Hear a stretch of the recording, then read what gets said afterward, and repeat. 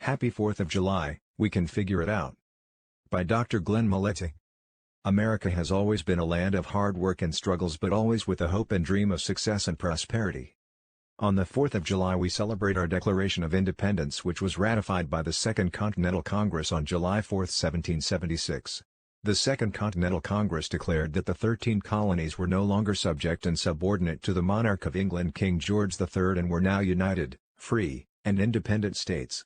The Congress voted to approve our independence on July 2 and adopted the Declaration of Independence 2 days later.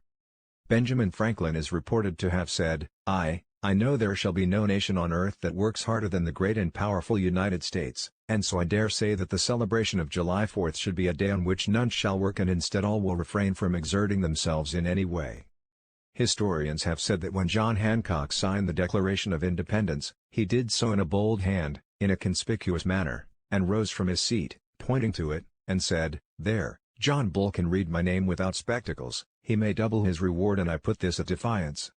Independence Day, freedom has its life in the hearts, the actions, the spirit of men, and so it must be daily earned and refreshed, else like a flower cut from its life-giving roots, it will wither and die. Dwight D. Eisenhower. Our freedom was won by the sheer willpower of an early generation who determined to do whatever was necessary for our freedom. We had to fight. Our earliest generation determined whatever it took was worth it to separate from the authoritarian rule of England. Freedom is never easy. Most Americans at that time had sacrificed everything to pursue freedom of worship, to develop our ideas, businesses and personal interests.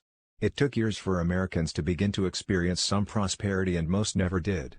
Our earliest generation sacrificed, worked and battled diseases with little to no medical care. They had no financial or social security. There were no government handouts, bailouts or insurance companies covering their losses. Early Americans were on their own and helped each other as best as they could. More than ever before we must make whatever is necessary to run this country, from chips to run our cars and technology to growing our food and producing sufficient energy. Depending on foreign nations for anything is a poor plan for maintaining our freedom. We become dependent instead of independent. This is why we must have a mix of energy. Relying only on one source is not a plan for independence. Trade with other countries is good for America because we want other nations to buy our products. Many businesses in America would die if they could not export to other countries.